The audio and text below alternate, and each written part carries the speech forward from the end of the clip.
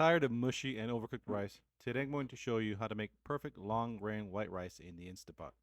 This recipe makes enough rice for about 4 to 6 servings and is one of the easiest side dishes you can make.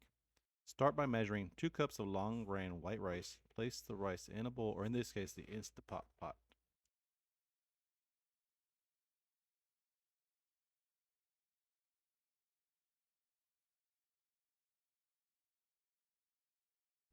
Now take your rice and rinse it under cold water until the water runs mostly clear. This will help remove any excess starch and keep the rice from becoming sticky.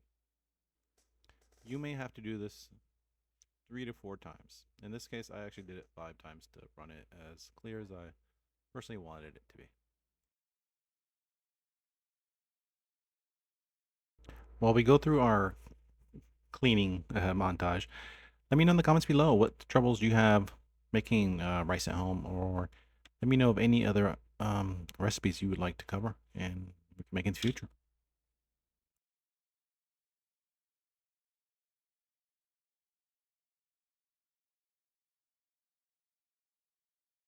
At this point, if you use a separate bowl, pour the rice back into the Instapot and add 2 cups of water to the rice. If you like, you can add a teaspoon of salt and or a tablespoon of butter or olive oil for extra flavor. Now, you don't have to use a standard measuring device, but when you do measure, you can use like a coffee cup. Just make sure it's the same amount of rice as water. Once you add the 2 cups of water, add an extra splash to give us a little bit of extra water.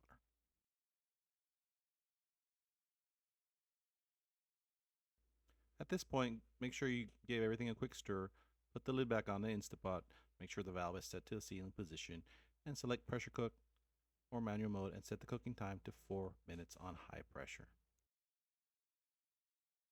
Once the cooking cycle is complete, allow the pressure to release naturally for about 10 minutes. In this case, I did 12 because I got distracted.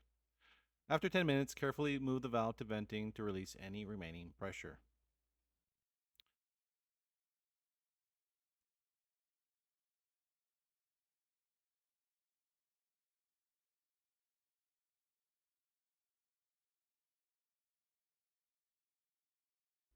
Once the pressure has released, open the lid and fluff the rice gently with a fork. The rice should be light, fluffy, and perfectly cooked, making it a great side dish for any dish.